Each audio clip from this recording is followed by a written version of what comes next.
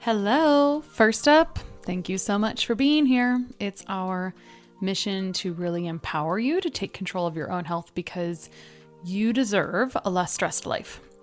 I want to let you know a couple things. I wanted to let you know that in November, we're doing a giveaway because we love you, worth over $200 of some of my favorite products. There is some electrolyte powder I love, some mag powder, some mag lotion, a really good Sporebiotic, total bundle, some awesome toothpaste with like fancy remineralization, hydroxyapatite. So some really good stuff worth over $200. I think there's like at least 8 products in there. So here's how you can be entered. You'll be entered if you write a review and then you let us know about it. So you're entered when you write the review, that's one entry. And then if you share it on Facebook or Instagram and tag me, Christa Biegler RD on Facebook or Anti-Inflammatory Nutritionist on Instagram, that's another entry.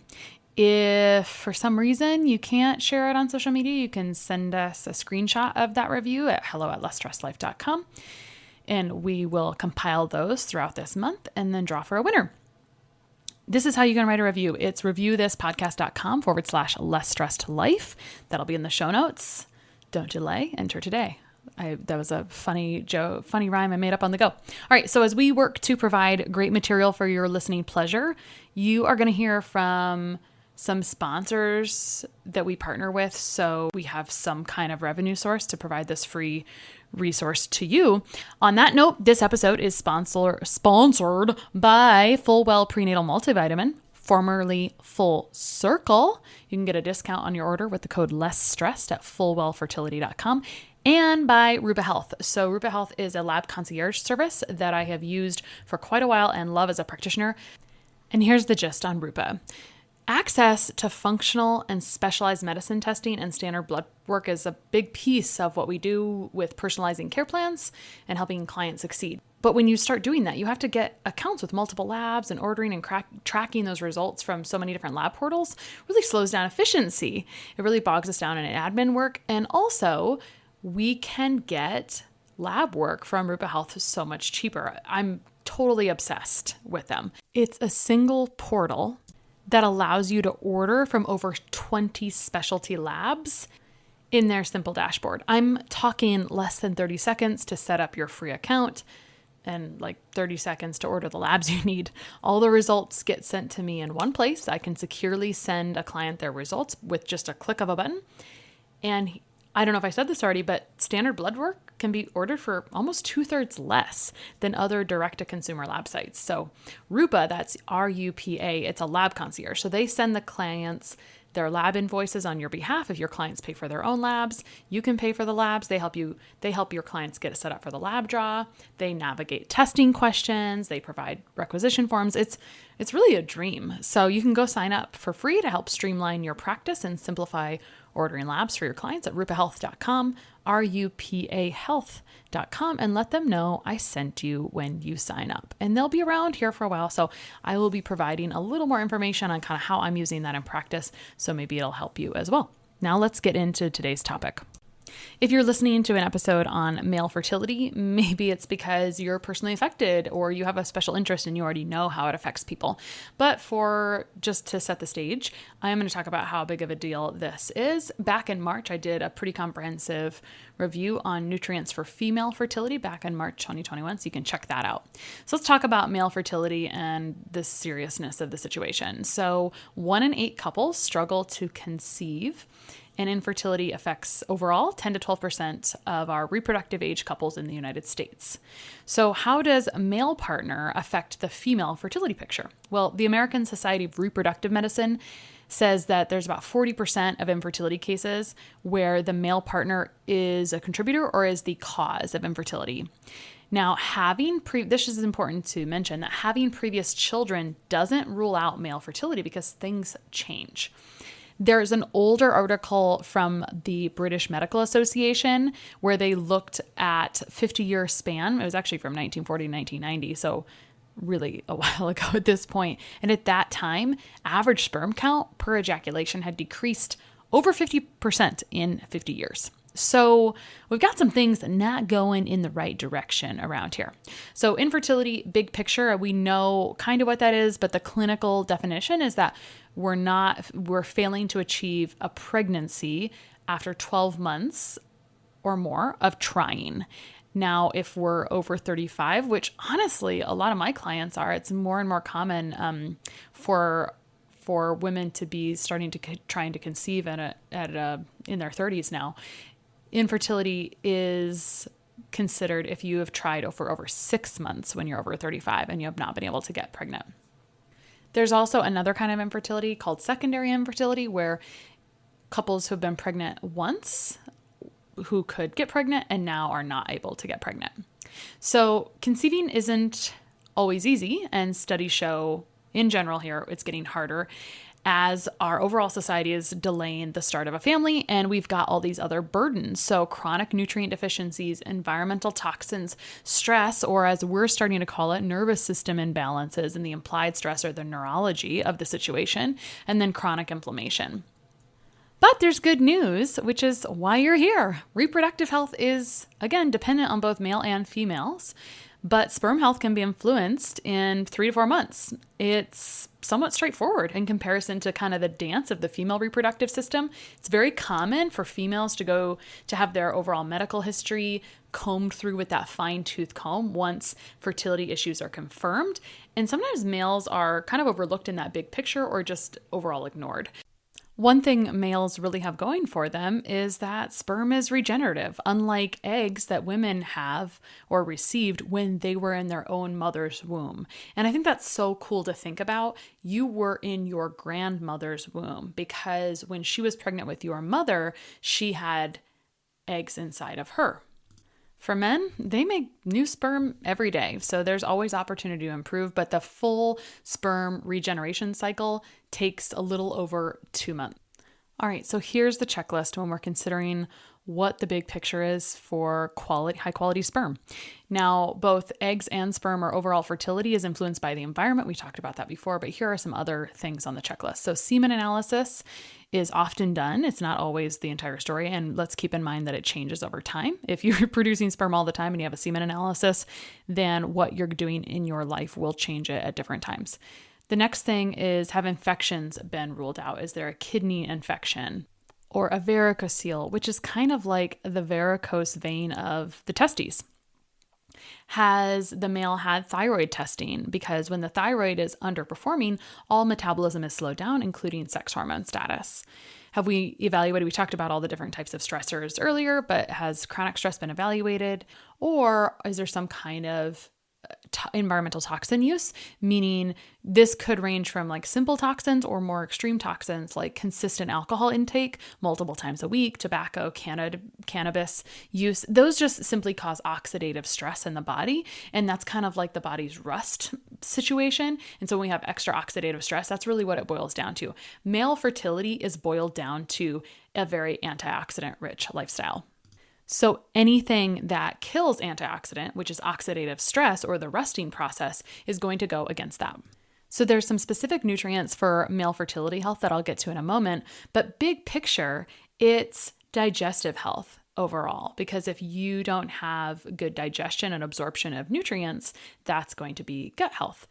Elimination and detoxification systems all opened up. So if there's skin issues, if we're not clearing waste very well, we were just talking about oxidative stress and some big waste burdens, blood sugar balance, and then some other things we can add. So those are kind of things that we remove or we kind of correct the imbalances. But we can also add a lot more antioxidants, nutrients, anti-inflammatory foods. All of those things are going to overall support that big picture to influence our egg and sperm health, our fluid quality, implementation, nutrient absorption, all of the things. All right, so backing up, we're looking at digestive health, elimination, detoxification, blood sugar balance. So with meals, I mean, how many people in general skip breakfast or skip meals quite frequently, but that creates quite a blood sugar roller coaster. So protein, fat, and carb at regular intervals can be a big thing. I mean, especially for men, it is what it is. And then adding and infusing a lot of antioxidants. So we want to really pick a few big bangs and not try to change everything at once overall, but we want to just back up and assess. before adding anything else, do I have a lot of burden from environmental toxins?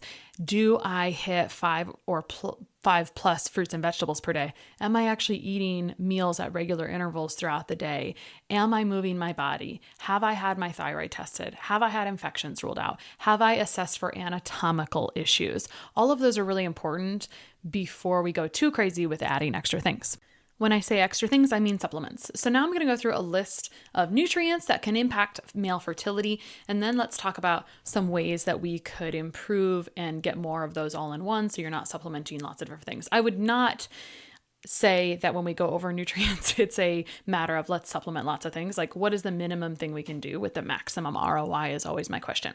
All right, let's talk about male fertility nutrients. So, fat-soluble nutrients, A, D, and E are all affected because they can regulate and control sperm production, sperm motility from vitamin D.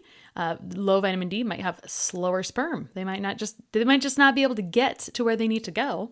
And then vitamin E protects sperm membranes. I think we could really cross this over and think about the influence of these nutrients also on other cells with membrane health. All right, as far as water-soluble nutrients, we have got vitamin B12, which can possibly increase sperm count. Now, I have a whole small, short 5-minute podcast on why a B12 deficiency is not a B12 deficiency. And if we just stop at those 4 nutrients right there, those are 2 nutrients that your doctor's probably not going to check on their own, but you could ask for a vitamin D check and a vitamin B12 check. That is totally possible. All right, another B vitamin that is implicated in male fertility is a folate deficiency. So it's estimated that maybe 60% of people have this MTHFR gene. That means that you may not make folate very well. You may not meet your folate requirements, and a deficiency in folate may reduce testosterone. So that's like a next level thing. I would say the primary thing that I see in women, since I look at more women, is that stress will reduce testosterone in the big picture. And we've got a whole episode coming up with my favorite hormone test consultants where we talk a lot about that topic. All right, let's jump over to minerals. So zinc, selenium, copper, and manganese are all important for male fertility. So zinc and copper operate in a 15-to-1 ratio. So that's kind of important to say. If we oversupplement zinc, we can decrease copper, which is a necessary cofactor for a lot of different things. In this context, copper and manganese are cofactors for superoxide dismutase, which is a really powerful antioxidant that protects sperm from that oxidative damage. So a lot of I call these play hands behind the scenes of the curtains that are helping everything kind of operate properly. And then selenium, which is required for maturing sperm and helps protect overall that lipid shell encasing that sperm as well. So also essentially a very another antioxidant type function. All right, let's move on to mitochondrial nutrients would be the next category that I think of. So carnitine and coenzyme Q10. Coenzyme Q10 is a big potent antioxidant. It's actually, I enjoy coenzyme Q10 from a perspective of sustainable energy. So as an antioxidant, it's really protecting sperm from damage. Again, that's what all of these antioxidants are going to do, is that life is coming at us being kind of damaging, and the antioxidants are there to fight the rust, essentially. Carnitine helps transport fatty acids. It is the preferred energy source of sperm into cells, and it really helps with sperm motility, also just like vitamin D in trials. So carnitine is sometimes used in workout supplements. Otherwise, we don't always hear about it. A classical sign of carnitine deficiency looks like pain in the legs when climbing the stairs. Now, that's a pretty overt symptom, so that may not always pop up. Let's talk about also food sources of this, because this is not super common. It's hard to find a really perfect mitochondrial supplement or product. Heart and liver are your most common sources of this. So without those, there isn't really a great food source. It is supplementation. So the last thing that I didn't talk about was glutathione, which is one of my favorite antioxidants. It is a big guy in liver detoxification, but it's also useful in a ton of other things. Not having good glutathione can affect sperm motility. Carnitine affects sperm motility, vitamin D affects sperm motility. And then, so we're basically trying not to kill it and help it get to where it needs to go. So again, vitamins A, D, and E are the fat solubles. B12, folate, and C are the water solubles. And then some mitochondrial nutrients, CoQ10, carnitine, and then minerals are zinc, selenium, copper, manganese. So Selenium, our favorite recommendation there is always a couple Brazil nuts per day. And then from there in general, when I look at these, it's kind of like the more you learn, you can't unsee, once you see something, you can't unsee it. So when I look at this overall list, I think about how useful liver could be, or desiccated liver, because it gives us a lovely dose of A and D in synergistic amounts. It's a rich source of actually B12. It's a good source of some of these minerals. So it's like it's kind of got it all going on, to be honest. If I was going to pick one major thing, if I was going to pick one other major thing for male fertility, I'd pick an antioxidant, like a super antioxidant blend. When people buy a product from a company for a while, like maybe they have some fancy special juice that they drink in the morning and they're like, I feel so good. I could see that because you're like supercharging your antioxidants. It's like such a higher dose. So there's a lot of those like really colorful juice type things or antioxidant blends or powders that get sold to people. I think those are totally fine if you want to use those. There's a lot of herbal mixes and food-based versions of antioxidants. I characterize all those micronutrients in certain categories. A lot of those fall under the antioxidant umbrella. So antioxidant umbrella includes glutathione, CoQ10, vitamin E, vitamin C, or some of the ones that come to mind. So there are a lot of professional formulations or supplements as well that do high antioxidant blends or formulas. A couple that come to mind are Pure Encapsulations antioxidant formula, and Designs for Health has an ultimate antioxidant formula, and there's a couple different ones. So big picture, mitochondrial support the cells, support antioxidants. You can also do that with a very colorful diet. So the more color, the more antioxidants. So support cells with mitochondrial health. I think liver is a great choice here, liver and heart. If I'm sounding too crazy, you can look for some different mitochondrial supplementation or antioxidants. That's really what it comes down to for male fertility. Once you've gone through that checklist, checked for infections, anatomical health, then you want to really protect the sperm and help it get where it's going. So if you just got done listening to an episode on fertility for men, you might be interested in nutrition for female fertility as well. Did you know that up to 95% of women enter pregnancy without proper choline stores, which is seriously one of my favorite underrated nutrients for skin, liver, brain health, but it's really essential for preventing neural tube defects in developing babies. And again, it really helps with that like membrane of the cell. I want to thank, again, this episode's sponsor, FullWell Fertility Prenatal Multivitamin, which is formerly Full Circle Prenatal, because it is full of all the nutrients you need for before, during, and after conception, and it blows all the other prenatals out of the market. High quality nutrients, the right form of the nutrient, and the research-based doses, which a lot of supplement companies don't have any reason to do because it adds to the overall pill count and expense of the product. So FullWell Fertility has the best form of myo-inositol, selenium, zinc, vitamin C, vitamin E, folate, and choline. You're going to see a lot of overlap between male fertility and female fertility, and it's also got iodine from kelp. It's seriously wonderful. You can head over to fullwellfertility.com and use the code LESSSTRESSED to get a discount on your order. See you next week. Don't forget to enter the giveaway. Just write a review. Let us know you wrote it. If you tag us on social media, it's 2 entries. So reviewthispodcast.com/lessstressed.